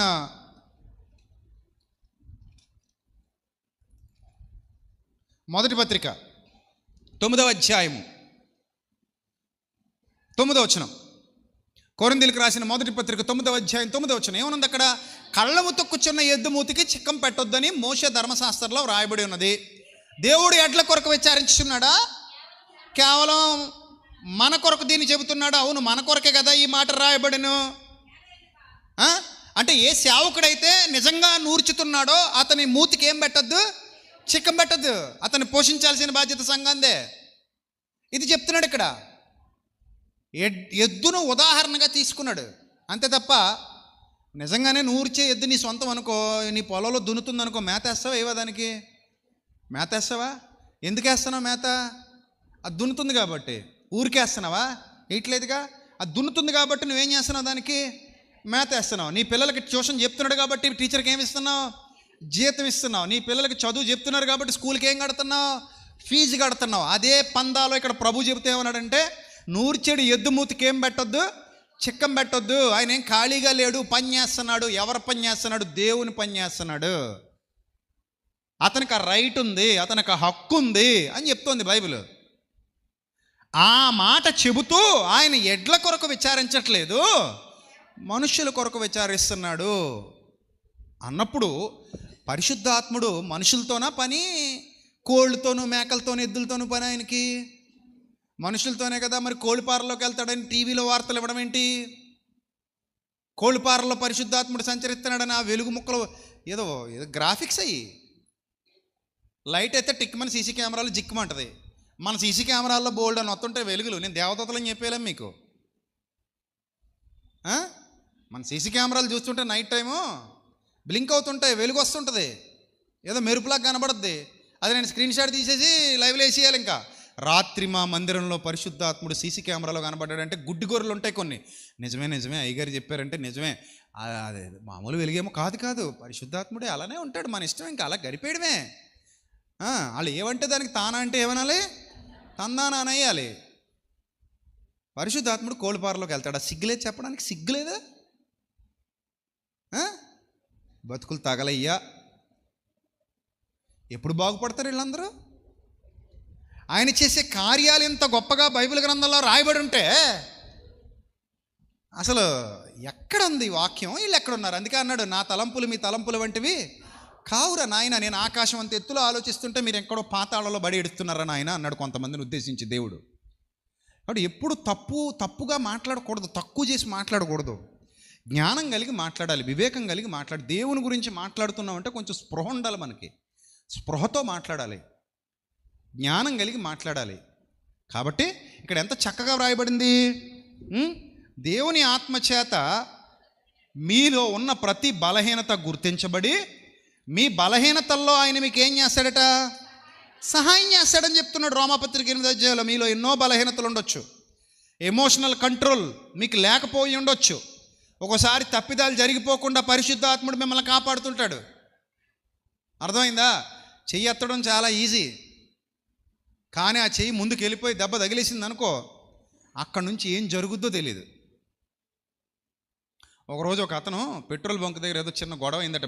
బండి టీక్కొని ఈయన స్పీడ్గా వెళ్ళాడు. అక్కడికి అంతకుముందు ఎవరో ఒక ఆయన పెట్రోల్ కొట్టించుకుంటే ఈయన వెళ్ళి కొంచెం వెనక ఆపే ముందు ఆ వెనకున్న ఆ మడ్గర్ ఉంటుంది కదా, దానికి తగిలేసరికి అవతలోడు ఇలా సీరియస్గా చూసి గుద్దినోడు ఏం చెప్పాలి? సారీ అండి, చూసుకోలేదు. బాగుందా? అయిపోయింది. ఇంక అక్కడితో అయిపోయిందా? సీన్ ఎలా ఉంటుందంటే అక్కడ నుంచి అతని పెట్రోల్ అతను కొట్టించుకుని వెళ్ళిపోతాడు. ఇట్స్ ఓకే అంటాడు. అతని పెట్రోల్ అతను కొట్టించుకుని వెళ్ళిపోతాడు. నీ పెట్రోల్ నువ్వు కొట్టించుకుని వెళ్ళిపోతావు. ఇంటికి హ్యాపీగా వెళ్తారు, ప్రశాంతంగా కుటుంబంతో హాయిగా ఆనందంగా ఉంటారు. కానీ ఇక్కడ జరిగిన సిచ్యువేషన్ అలా కాదు. ఆయన వెనక్కి తిరిగి చూస్తే ఎతికాడు బండి మీద కూర్చొని, చూసుకోలేదు, ఆ చూపెట్టి అన్నాడు. అవతలోడికి కాలింది. గుడ్డోళ్ళకి వచ్చి గుద్దేస్తే చూడరా అన్నాడు. ఆ చూస్తే ఏం చేస్తావు నువ్వు అన్నాడు. ఏం చేస్తానా చూస్తావా అన్నాడు. ఆ చూద్దాం రా దిగా అన్నాడు. ఆడు స్టాండ్ వేశారు, ఈడు స్టాండ్ వేశారు. మూతిలా వాసిపోయింది పాప పిల్లోడికి, వెనకాలోడికి. పళ్ళు 2 ఊగుతున్నాయి, కన్ను ఉబ్బిపోయింది, ఈ చెవు ఏమో సరిగా పనిచేయట్లేదంట. కింద పడి దొల్లేశారు. అవతడు కొంచెం గట్టుడేమో 4 గుద్దులు ఎక్కువ గుద్దేశాడు వీడిని. ఇప్పుడు ఇంటికి వచ్చాక అంటున్నాడు అలా ఆవిడతో, ఆడలా చూసినప్పుడు సారీ చెప్పేస్తే సరిపోనే బాబా, ఏం చేస్తే సరిపోను అంటే ఇల్లు మొత్తం కాలిపోయాక బకెట్ పట్టు బయలుదేరతావా? ఇల్లు మొత్తం తగలడిపోయాక బకెట్ పట్టుకుని మెల్లిగా బయలుదేరి చల్లేద్దామా అంటే చల్లేరా, మొత్తం కాలిపోయిన బూడిద మీద చల్లేయి. ఆ బుద్ధి ఎప్పుడు ఉండాలి నీకు? ముందు ఉండాలి. ఇప్పుడు అతను ఎవరో నీకు తెలియదు, అతనికి నీకు పాత పగలు ఏమీ లేవు. సరే యాక్సిడెంటల్గా తగిలింది, ఒక సారీ చెప్పేయి. తప్పేంటి? తనను తాను తగ్గించుకుంటే ఏమవుతాడు? హెచ్చింపబడతాడు తప్ప ఏం నాశనం అయిపోడే. ఒక్క క్షణం అలా ఆగి సారీ భయ్యా, చూసుకోలేదు భయ్యా, ఐఎమ్ రియల్లీ సారీ భయ్యా అన్నావు అనుకో, ఆ భయ్యా అన్న పదం యాడ్ చేసావు అనుకో, అవతలోడు కొంచెం కూల్ అవుతాడు కదా. సరే చూసుకోవద్దా గుడ్డోడువా అని అన్నా కూడా లేదు భయ్యా, ఎందుకు అక్కడ దాకా మనకే చూసుకోలేదు, నిజంగా నీకైనా ఇలాంటి పొరపాట్లు జరుగుతాయి కదా, వదిలే భయ్యా అంటే అయిపోయిందిగా. ఇంకా ఆడేదైనా ఒకవేళ తాగేసి మాడుతున్నా కూడా మౌనంగా ఉండి ఆ పెట్రోల్ ఏదో కొట్టించేసుకుని నువ్వు మౌనంగా ఉంటే అక్కడ 2 మురుగులు మురుక్కున్నా ఇంక నీ నుంచి ఏ స్పందన లేకపోతే వెళ్ళిపోతాడుగా, అక్కడితో అయిపోయిందిగా. తగుదునమ్మా అని చూసుకుందామా, రా నీ ప్రతాపమో నా ప్రతాపమో సీమ సందుల్లో కన్నావు అనుకో, బోందలో పెట్టేస్తారు బట్టుకెళ్ళి. నువ్వు సీమ సందుల్లోకి వెళ్ళడానికి నువ్వే సినిమా కాదు ఇది, అర్థమైందా? అప్పుడు ఎందుకు అక్కర్లేని పెంట ఇదంతా, మనకు అవసరం లేని పెంట ఇది. ఎమోషనల్ కంట్రోల్ ఉంటే ఈ చెత్త విషయాల్లో దూరం. బలహీనతలు అందరికీ ఉంటాయి, కానీ బలహీనత ఉంది కదా అని చెప్పి ఆ బలహీనతతో బలంగా గుర్తించుకోకూడదు అవతలుడి చేత. కొన్ని చోట్ల ఎలా ఉండాలి, తగ్గించుకో. మనకి ఏం ఉపయోగం, మనకేం ఉపయోగం చెప్పు. కొంతమంది దిగెత్తుంటారు అంటుంటారు, ఏం చేద్దామనరా నాయన, అక్కడ అంత సినిమా లేదు నీకు. తాడిదన్నేవాడు ఉంటేనట దాని తలదన్నేవాడు ఒకడు ఉంటాడట. నువ్వు తాడిదన్నేవాడివే అయ్యి ఉండొచ్చు, కానీ దాని తలదన్నేవాడు ఉంటే నీ తల కూడా దన్నేస్తాడు. ఎప్పుడు మనమే తోపులు మనమే తురుములు అనుకోకూడదు. మనకంటే గొప్పడు ఎవడొకడు ఉండుండొచ్చు. ఆ గొలియాతలాగా చూడండి, రెచ్చిపోయాడు, రండిరా చూసుకుందాం అనేవాడు. రోజు వచ్చేవాడట, శుభ్రం పీకల దగ్గర తినేసి కత్తి పట్టు బయలుదేరి వచ్చేవాడట. ఎవరైనా ఉన్నారా అని అడిగేవాడట, ఎవ్వరు లేరు, మళ్ళీ వెళ్ళిపోయి పడుకునేవాడట గుడారంలో ప్రశాంతంగా. మళ్ళీ వచ్చి ఎవడన్నా ఉన్నాడా అని అడిగేవాడు. ఒకరోజు ఒకడు వచ్చాడు, అంతే కదా మరి, నువ్వు బాగా రెచ్చిపోతే ఎవడొకడు పంపిస్తాడు దేవుడు. ఒకరోజు ఒకడు వచ్చాడు, ఆ వచ్చినోడిని చూస్తే ఇతగాడు అనుకున్నాడు, నువ్వా అన్నాడు. నేనే అన్నాడు. ఏముంది నీ కాడంటే చిన్న రాయి ఉంది, చాలదా? పెద్ద అడవిని తగలెట్టడానికి పెద్ద అడవి అంత నిప్పు కావాలేటి, పెద్ద అడవిని తగలెట్టడానికి చిన్న అగ్గిపుల్ల చాలదా? అలాగే గొలియాతను పడగొట్టడానికి దావీదు చాలడా? సరిపోతాడు. అందుకే ఎప్పుడు కూడా ఎమోషనల్ కంట్రోల్ అనేది అందరు నేర్చుకోండి. తొందర పడిపోకండి, తొందరపడి చెయ్యెత్తేయడం, తొందరపడి మాట అనేయడం. కొంతమంది పనికిమాలలో ఉంటారు, ముందు పెళ్ళాన్ని కొట్టేస్తారు, బట్టలు సర్దుకుని వెళ్ళిపోయాక కుక్కలాగా మళ్ళీ అత్తోరింటికి వెళ్తారు. కుక్కలాగా ఏడకండి అలాగ అన్నానని, కుక్కలాగే పోతారు. ఎందుకు? గిన్నెలన్నీ చూస్తున్నాయి దా అంటున్నాయి, అవి తోమడానికి ఎవరు లేరు, వదిలేసిపోయింది. చీపురు చూస్తుంది రా అంటుంది, తొడ్డానికి ఎవరు లేరు. కూరగాయలన్నీ చూస్తున్నాయి రా అంటున్నాయి, కొయ్యడానికి ఎవరు లేరు. ఇప్పుడు వంట చేయడానికి ఎవరు లేరు. పక్క నుంచి 2 పిల్లలు వచ్చి అంటారు, ఏనన్నా ఏమైనా ఉందా, అమ్మని తోలేసావు అంటే 2 రోజులు వెళ్తారు కొట్టు దగ్గరికి, ఇడ్లీలు చపాతీలు పూరీలు తెచ్చుకుంటారు, కొడుమంట వచ్చేద్ది. అప్పుడు అనిపిస్తుంది, అయ్యమ్మ అనవసరంగా కొట్టేసింది దీన్ని, ఏం చేస్తే బాగుంటుంది, ఏం చేస్తాం, ఇంకా సిగ్గిడిసిపోయి ఏదో కొంచెం ఇలా పెట్టుకొని ఆ సిగ్గులేని మొహం వేసుకుని వెళ్ళాలి అక్కడికి. ఏటి బాబు ఏముంది, తీసుకెళ్దామని వచ్చాను అంటాడు. సిగ్గులేని మొహం, అదేదో ముందు ఉండొచ్చుగా, అంత కొట్టుకోవడం ఎందుకు, ఆవిడని పంపించేయడం ఎందుకు, మళ్ళీ వెనకాల గంగిరెద్దులాగా వెళ్ళిపోవడం ఎందుకు? ఇదేదో ముందే ఏడ్చింది అనుకో, ఆ సమస్య ఉంటుందా? ఆవిడకు నువ్వెంత అవసరమో నీకు ఆవిడ కూడా అంతే అవసరం, అవునా కదా? ఇది పచ్చి నిజం. ఆవిడకు నువ్వెంత అవసరమో నీకు ఆవిడ కూడా అంతే అవసరం. మీ ఇద్దరు జోడెడ్లు బండి లాగడానికి, ఎడ్లు జోడెడ్లు, 2 ఎడ్లు కలిసే బండి లాగాలి. ఒక ఎద్దు అయితే లాగలేదు, మూల కూర్చుంటుంది, దానివల్ల అవ్వదు. ఈ పక్కది ఇసిరేస్తుంటుంది, ఆ పక్కన ఇంకొక ఎద్దు లేకపోతే ఇబ్బంది అవుద్ది. ఒక ఎద్దు బండి లాగాలంటే చాలా కష్టం, బరువు అంతా అది ఒకటే భరించాలి. అదే 2 ఎద్దులు లాగుతున్నాయి అనుకో, బండి సులువుగా వెళ్ళిపోద్ది. అందుకని కొట్టే ముందు ఒకసారి ఆలోచించాలి, తిట్టే ముందు ఒకసారి ఆలోచించాలి. కొంచెం ఎమోషనల్ కంట్రోల్ అనేది ఉండాలి. కంట్రోల్ అని చెప్పుకోవాలి. ఎంఎస్ నారాయణలా నువ్వు కూడాను, లేకపోతే లైఫ్ చేతుల్లోంచి బయటికి పోద్ది. కొన్నిసార్లు ఓకే సెట్ అవుతాయి, కొన్నిసార్లు సెట్ కూడా అవ్వవు. ఆవిడ ఎక్కడికే పోకుండా ఎక్కడికో పోయిందనుకో, నేను తీసుకెళ్ళి లోపల వేస్తారు. అప్పుడు నేను హెరాస్మెంట్ కేసులు వేస్తారు లోపల. ఆ తర్వాత నువ్వు ఎన్ని పాటలు పడినా మళ్ళీ బయటికి రాలేవు. ఓ పక్క పిల్లలు అనాథలు అయిపోతారు, కుటుంబం అంతా నాశనం అయిపోయి రోడ్డును పడిపోద్ది. ఎమోషన్స్ కంట్రోల్ చేసుకోలేక కుటుంబాల్ని నాశనం చేసుకున్న ఆడవాళ్ళు ఉన్నారు, మగవాళ్ళు ఉన్నారు.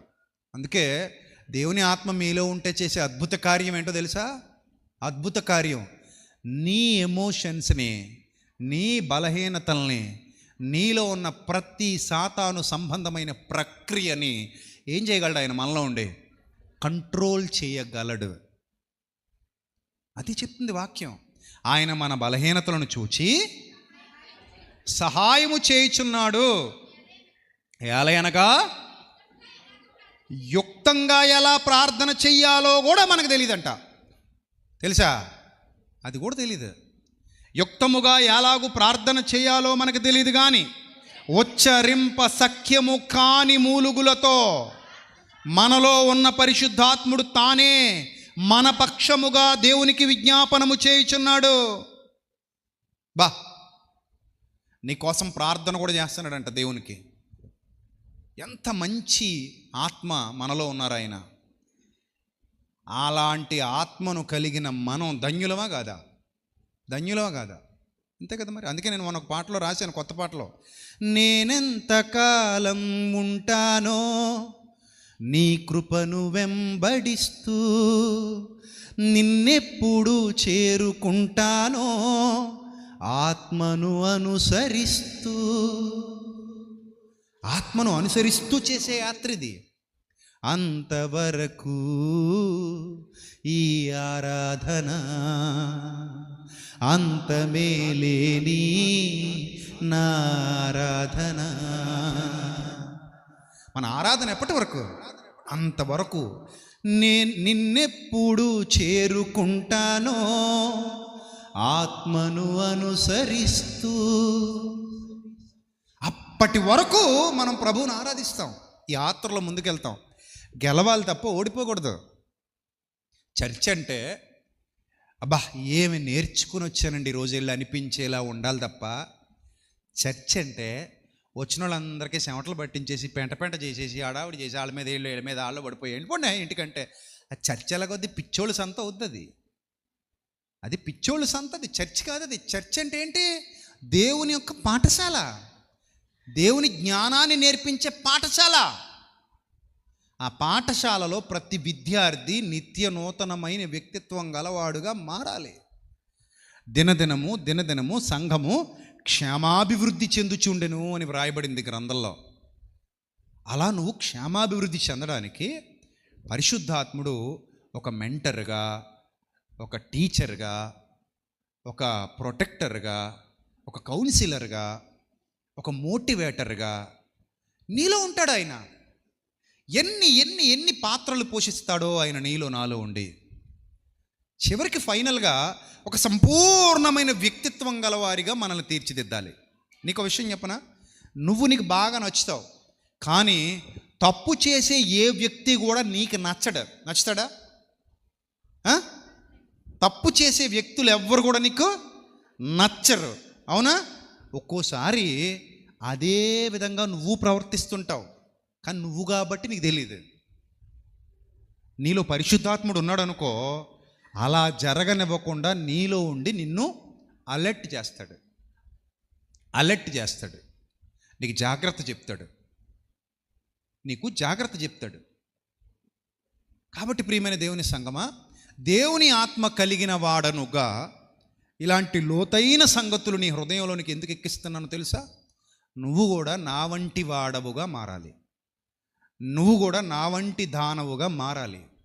నేను ఏ స్థాయిలో ప్రభువుని ఆరాధిస్తున్నానో ఆ స్థాయి నీకు అర్థం కావాలి. బయట నుంచి చూస్తే నేను నీకు అర్థం కాను.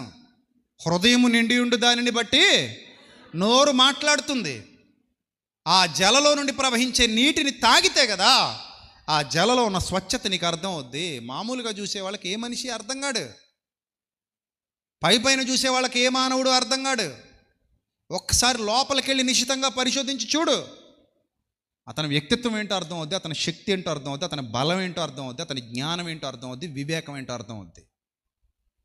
దేవుని ఆత్మ కలిగిన వాడనుగా ఈరోజు మీ ముందు నిలబడి మీకు ప్రసంగిస్తున్న ప్రతి ప్రసంగంలో, ఈవెన్ మన షార్ట్ మెసేజెస్లో కూడా, ప్రతి చిన్ని సందేశాలలో, సోషల్ మీడియాలో వెళుతున్న చిన్ని సందేశాలలో కూడా మీకు విజ్ఞానాన్ని, వివేకాన్ని, జ్ఞానాన్ని నేర్పించే అద్భుతమైన సంగతులు ఈ జీవజల నదిలో నుండి ఏమవుతున్నాయి?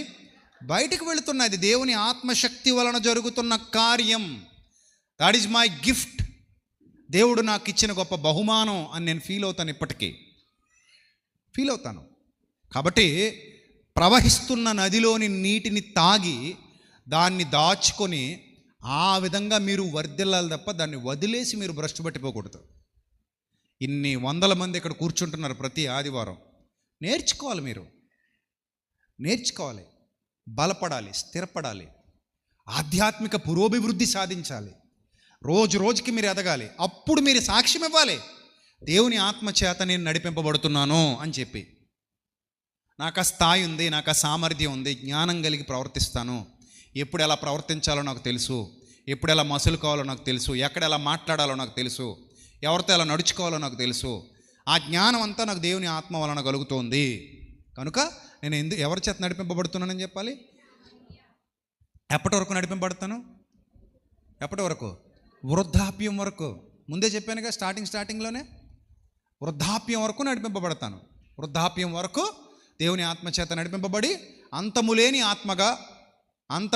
ఆత్మగా నేను నా తండ్రి సన్నిధికి చేరుకుంటాను. అది నా విజయ ప్రస్థానం అని చెప్పాలి. ఇది నా విజయ ప్రస్థానం అని చెప్పాలి. అలాంటి అద్భుతమైన విజయ ప్రస్థానం నీ సొంతం కావాలి. ఆ స్థాయికి నువ్వు ఎదగాలి. ఇలాగే ఉండిపోవద్దు నా తమ్ముడు, చెల్లెమ్మ, నా ప్రియమైన అక్క, అన్న, మీరు ఇప్పుడు ఇలాగే ఉండిపోవద్దు. దినదినం మీరు మెట్టు ఎక్కుతూ ఉండాలి. మీ గొప్పతనం పెరుగుతూ ఉండాలి, మీ అభివృద్ధి పెరుగుతూ ఉండాలి. అది మీ కళ్ళతో మీరు చూడగలిగేలా ఉండాలి. అంతే తప్ప నేను ఇది వరకు ఎలాగ ఉన్నాను ఇప్పుడు అలాగే ఉన్నానంటే దానివల్ల నో యూజ్.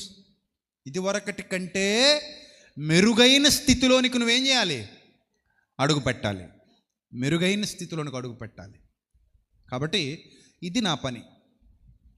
ఈరోజు ఎవరో ఒక వీడియో మాట్లాడాను, దేవుడి పేరు చెప్పుకుని ఎన్నో మోసాలు జరుగుతున్నాయి సమాజంలో. రాజకీయ నాయకులు కూడా దేవుడి పేరు వాడుకుంటున్నారు, సమాజాన్ని భ్రష్టు పట్టిస్తున్నారని చెప్తే కింద కొంతమంది ఏమంటున్నారంటే కామెంట్స్లో, నువ్వు కూడా అదే దేవుడి పేరు చెప్పి బతుకుతున్నావు కదా అంటే నేను అన్నాను, అరే నాయన, నేను దేవుడి పేరు చెప్పుకుని బతకట్లా, నేను దేవుడి పేరు చెప్పి బతికిస్తున్నాను వేలాది మందిని. నేను ఎవరిని మోసం చేయట్లా, నేను బాగు చేస్తున్నాను. లక్షల మంది జీవితాల్లో వెలుగులు నింపుతున్నాను. పడిపోయిన స్థితిలో ఉన్న వాళ్ళని నిలబెడుతున్నాను. ఇంతవరకు నా ట్రాక్ రికార్డ్ చెక్ చేసుకో. ఎవరిని మోసం చేశానని ఒక్కడు రాలా ఇంతవరకు. మేసం మెలేసి చెప్తాను, ఒక్కడు రాలా నన్ను మోసం చేశావు నువ్వు అని. అది నా ట్రాక్ రికార్డు. ఎవరినైనా సరే నేను దేవుని పేరు చెప్పి బలపరిచాను తప్ప చెడగొట్లా, దేవుని పేరు చెప్పి బాగు చేశాను తప్ప పాడు చేయలా. దేవుని పేరు చెప్పి వాళ్ళని నిలబెట్టాను ఆత్మీయంగా. వ్యసనాల నుంచి విడుదల పొందిన వారు ఉన్నారు మన దగ్గర. చచ్చిపోవాలనుకున్న వాళ్ళు బతికిన వాళ్ళు ఉన్నారు. మానసికంగా కృంగిపోయిన వాళ్ళు లేవనెత్తబడిన వాళ్ళు ఉన్నారు. ఆధ్యాత్మికంగా పతనమైపోయిన వాళ్ళు బాగుపడ్డ వాళ్ళు ఉన్నారు. అది చరిత్ర. అందుకని ఎవరిని నాశనం చేసి, అన్యాయం చేసి, మోసం చేసి, కీడు చేసి వాళ్ళని సాతాను చేతికి అప్పగించిన చరిత్ర కాదు ఇక్కడ ఈ సంఘానిది. ఇది నిజమైన దేవుని సంఘం, క్రీస్తు సంఘం, క్రీస్తు యొక్క ప్రేమ కలిగినటువంటి సంఘం, ఉన్నది ఉన్నట్టుగా చెప్పే సంఘం, ఖచ్చితత్వం కలిగిన సంఘం. ఖచ్చితంగా మాట్లాడతాం, ఖచ్చితంగా చెప్తాం ఉన్నది ఉన్నట్టు. అంతే తప్ప దేవుడి పేరు చెప్పి ఉగ్రవాదుల్ని, దేవుడి పేరు చెప్పి మోసగాళ్ళని, దేవుడి పేరు చెప్పి భయంకరుల్ని తయారు చేయాలా. దేవుడి పేరు చెప్పి ఆధ్యాత్మిక శిఖరాలుగా నిలబెడుతున్నాం, ఆత్మీయ మందిరాలని కడుతున్నాం, పడిపోయిన వారిని నిలబెట్టి లేవనెత్తి బాగు చేసి సమాజంలోకి పంపిస్తున్నాం, దేవుని కోసం ఉన్నతంగా బతకమని బోధిస్తున్నాం. అది దేవుని పేరు చెప్పుకుని నిలబడడం అంటే. ఇది వినేవాళ్ళకి, చూసేవాళ్ళకి అందరికీ తెలుసు. కానీ సాతానుడు ఏమంటాడంటే, వాళ్ళ తప్పును ఎత్తి చూపినప్పుడు సాతాను ఏమంటాడంటే, లేదు నువ్వు మాలాంటివాడివే అంటాడు. ఏదైనా సరే క్రియలను బట్టి సాక్ష్యం ఇవ్వాలి. వేటిని బట్టి? క్రియలను బట్టి సాక్ష్యం ఇవ్వాలి. ఆ క్రియలే సాక్ష్యం పలుకుతాయి. కాబట్టి ప్రియమైన దేవుని సంగమా, సత్యం వింటున్నటువంటి మీరు, సత్యంలో ఎదుగుతున్నటువంటి మీరు ఘనమైన దేవుని మందిరాలుగా, గొప్పవారైన దేవుని మందిరాలుగా, ఆత్మీయ స్థితిలో వర్ధిల్లుతున్న దేవుని మందిరాలుగా, అనేక మందికి సాక్ష్యం ఇచ్చే మందిరాలుగా. మరలా చెప్తున్నా, ఒక టైం వస్తుంది, ఆ రోజు మనం లేవలేము, నడవలేము, నిలబడలేము, కూర్చోలేము, వెళ్ళిపోతాం ఈ లోకాన్ని విడిచిపెట్టి. పని చేద్దామన్నా కూడా చేయలేని రోజు ఒకటి మన జీవితంలో వస్తుంది. నాకు, నీకు, మనందరికీ వస్తుందా రాదా? వస్తుంది. అప్పుడు ఏడుస్తాం, అయ్యో అవకాశం ఉంటే అలా చేస్తే బాగుండేమో, ఇలా చేస్తే బాగుండేమో, అది చేస్తే బాగుండేమో, ఇది చేస్తే అవ్వదు. ఎప్పుడు అయినా సరే నువ్వు ఏ చేయాలనుకున్నా సత్తు ఉన్నప్పుడే చేసేయి. ఏం చేయాలన్నా ఎప్పుడు చేయి? నీలో సత్తు ఉన్నప్పుడు చేసేయి. సత్తు తగ్గిపోయి ఏడ్చి ప్రయోజనం లేదు. నీకు దేవుడు అవకాశం ఇచ్చినప్పుడే చేసేయి. నీకు దేవుడు అవకాశం ఇచ్చినప్పుడే ఆ పనిని పూర్తి చేసేయి. మళ్ళీ నీకు అవకాశాలు ఎప్పుడు రావు. అవకాశాలు కావాలనుకుంటే రావు. మన కోసం ఏది ఎదురు చూస్తా కూర్చోదు. కాబట్టి నమ్మకస్తురాలిగా యథార్థవంతురాలిగా ఆయన పరిచర్యలో వాడబడు. ఆయన చిత్తాన్ని జరిగించు. నశించిపోతున్న వాళ్ళని వెలిగించు, రక్షించు, సంరక్షించు, పోషించు, బలపరచు, స్థిరపరచు, ఆత్మీయ మందిరాలను కట్టు. దేవుని దగ్గరికి వెళ్ళి ఆ నీతి కిరీటాన్ని సంపాదించుకుని యుగయుగాలు సంతోషంగా ఆనందంగా జీవించు. అట్టి ధన్యత దేవుడు నీకు, నీ కుటుంబాలకు, మన సంఘం అంతటికి, లైవ్లో వీక్షిస్తున్న ప్రియులైన సహోదరులందరికీ సమృద్ధిగా అనుగ్రహించునుగాక. ఆమెన్. తల్ల వంచండి, ప్రార్థన చేసుకుందాం. మహాపరిశుద్ధుడైన మా కన్న తండ్రి, మహోన్నతుడ, ఎంత గొప్ప భాగ్యాన్ని మాకు ఇచ్చారు తండ్రి. మీ ఆత్మచేత అందరూ నడిపింపబడుతున్నారో వారందరూ ధన్యులు. మీ ఆత్మశక్తి చేత అందరూ కాపాడబడుతున్నారో వారందరూ ధన్యులు. మీ ఆత్మ పూర్ణులుగా ఎవరైతే బ్రతుకుతున్నారో వారందరూ ధన్యులు. ప్రభా, మా సంఘమును అలా స్థిరపరుస్తున్నందుకు, బలపరుస్తున్నందుకు స్తోత్రం తండ్రి. ప్రభా, అనేక ప్రాంతాల నుండి ఇక్కడికి వచ్చి సత్యమును విని మిమ్మల్ని ఆరాధించి ఆత్మతో సత్యముతో తమ గృహాలకు తిరిగి వెళుతున్న నా అక్క చెల్లెమ్మలను, అన్నదమ్ములను జ్ఞాపకం చేసుకోండి. లైవ్ ద్వారా ఈ సత్యాన్ని విని అంగీకరించి స్థిరపరచబడుతున్న నా తమ్ములను, చెల్లెమ్మలను, అక్కలను, అన్నలను అందరినీ జ్ఞాపకం చేసుకోండి. మీ కృప కనికరం ప్రతి ఒక్కరికి తోడుగా ఉంచండి. దయగల దేవా, మా పరిచర్యను ఇంకా వృద్ధి పొందించండి. మాకు కావలసిన సమస్తాన్ని అనుగ్రహించండి. ఇంకా ఏ వస్తువులు ఈ పరిచర్యకు అవసరమో వాటన్నిటిని మాకు సమకూర్చండి. మా ద్వారా ఇంకా గొప్ప కార్యాలు జరిగించుకోమని, అనేక ప్రాంతాలకు ఆశీర్వాదకరంగా మమ్మల్ని మార్చమని వేడుకుంటూ, ఘనత, మహిమ, ప్రభావములు మీకు మాత్రమే చెల్లిస్తూ, మీ చిత్తం యొక్క సంపూర్ణతలో మమ్మల్ని నిలువబెట్టినందుకు కృతజ్ఞత, స్తుతి, స్తోత్రాలు చెల్లిస్తూ, ఎత్తబడిన వాక్యం బిడ్డల హృదయాల్లో 30 60 100 ఫలింపజేయమని ప్రాధేయపడుతూ, యేసుక్రీస్తు ప్రభు వారి దివ్యనామాల్ని ప్రార్థన మనవులు సమర్పించి మీ వద్ద నుండి తిరిగి పరలోకపు జవాబు పొందుకుంటున్నాం మా కన్న తండ్రి. ఆమెన్. అందరికీ వందనాలు. May Lord bless you all, love you all. దేవుడు మిమ్మల్ని, మీ కుటుంబాలని బహుగా దీవించి ఆశీర్వదించునుగాక. ఆమెన్. Thank you.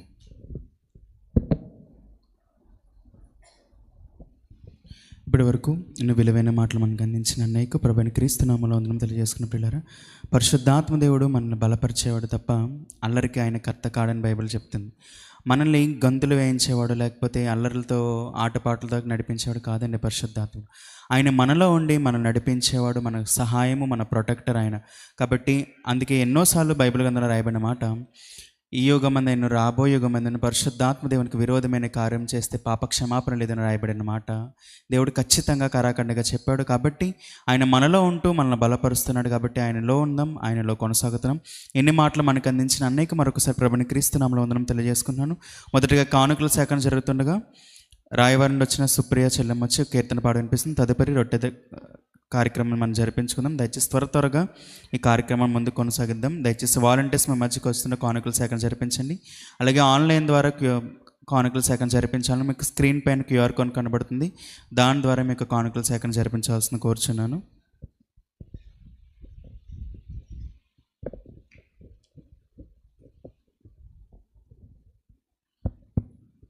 బీద విధవరాలి ప్రేమ ఎంత గొప్పది, ప్రభువు కొరకు తనను తాను అప్పగించుకున్నది. ఏదో కావాలని ప్రార్థించక తానే జీవనాన్ని సమర్పించగా, బీద విధవరాలి ప్రేమ ఎంత గొప్పది, ప్రభువు కొరకు తనను తాను అప్పగించుకున్నది.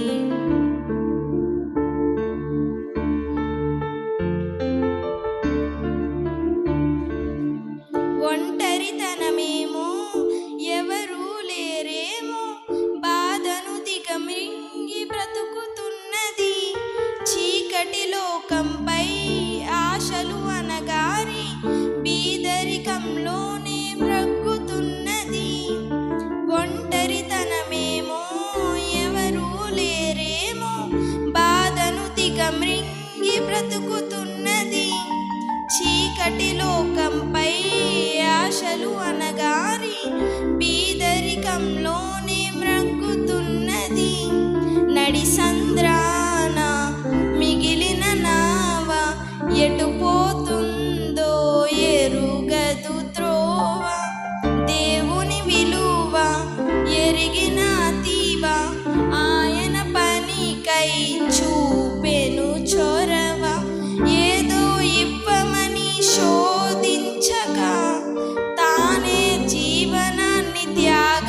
పంచగా. బీద విధవరాలి ప్రేమ ఎంత గొప్పది, ప్రభువు కొరకు తనను తాను అప్పగించుకున్నది. కీర్తిని కోరిందా, వరములు ఇమ్మందా, ఫలితం ఆశించి పని చేసిందా. ప్రభువును నిందిస్తూ ప్రార్థన చేసిందా, హృదయంలోనైనా దూషించిందా. కీర్తిని కోరిందా, వరములు ఇమ్మందా, ఫలితం ఆశించి పని చేసిందా. ప్రభువును నిందిస్తూ ప్రార్థన చేసిందా, హృదయంలోనైనా దూషించిందా. మనుషులలోన మంచిని వెతికే ప్రభువుకు దొరికిన పావన వనిత. మనందరికీ మాదిరి చూపే సాక్షి సమూహపు వజ్రపు తునక. ఎంతో ధనముందని గర్వించగా, తానే జీవముగా సమర్పించగా. బీద విధవరాలి ప్రేమ ఎంత గొప్పది, ప్రభువు కొరకు తనను తాను అప్పగించుకున్నది. ఏదో కావాలని ప్రార్థించక, తానే జీవనాన్ని సమర్పించగా. బీద విధవరాలి ప్రేమ ఎంత గొప్పది, ప్రభువు కొరకు తనను తాను అప్పగించుకున్నది. ఆమేన్.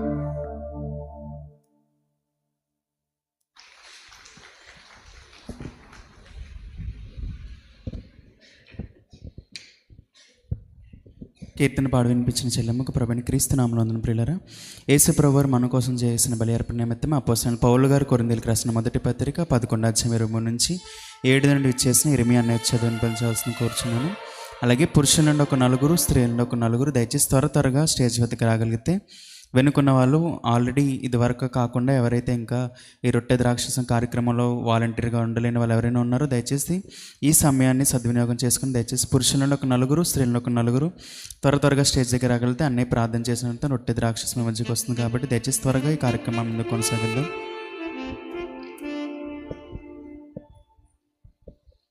కొరింథీయులకు రాసిన మొదటి పత్రిక 11:23 నుంచి చదువుకున్నాం. నేను మీకు అప్పగించిన దానిని ప్రభు వలన పొందుతాను. ప్రభు అని యేసు తాను అప్పగిపోయిన రాత్రి యొక్క రొట్టెను ఎత్తుకుని కృతజ్ఞతాస్తుతులు చెల్లించి దానిని విరిచి, ఇది మీ కొరకైన నా శరీరము, నన్ను జ్ఞాపకం చేసుకున్నట్టుకై దీనిని చేయడని చెప్పాను. ఆ ప్రకారమే భోజనమైన పిమ్మట ఆయన పాత్రను ఎత్తుకొని, ఈ పాత్ర నా రక్తము వలన క్రొత్త నిబంధన, మీరు దీనిలోని త్రాగునప్పుడల్లా నన్ను జ్ఞాపకం చేసుకున్నట్టుకే దీనిని చేయడని చెప్పాను. మీరు ఈ రొట్టెని తిని ఈ పాత్రలను త్రాగునప్పుడల్లా ప్రభు వచ్చే వరకు ఆయన మరణమును ప్రచురించుతారు. కాబట్టి ఎవడు అయోగ్యంగా ప్రభు యొక్క రొట్టెను తిననో లేక ఆయన పాత్రలను త్రాగునో వాడు ప్రభు యొక్క శరీరమును గురించి రక్తమును గురించి అపరాధియగను. కాబట్టి ప్రతి మనుష్యుడు తన్ను తాను పరీక్షించుకునేవలను, అలాగూ చేసి ఆ రొట్టెను తిని ఆ పాత్రలను త్రాగవలను. ప్రభువు శరీరముని వివేచింపక తిని త్రాగువాడు తనకు శిక్షావిధి కలుగుగా తిని త్రాగుచున్నాడు. ఇందువలనే మీలో అనేకులు బలహీనులను రోగులనై ఉన్నారు, చాలామంది నిద్రించుచున్నారు. అయితే మనలను మనమే విమర్శించుకునే తీర్పు పొందకపోదాము.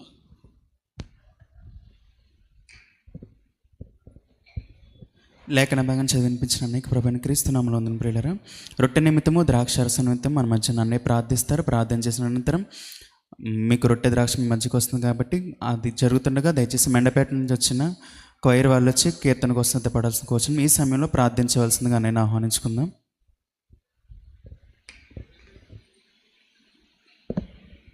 ప్రార్థన చేసుకుందాం. అందరూ కూడా తలలు వంచి ప్రార్థనలో ఏకీభవించండి.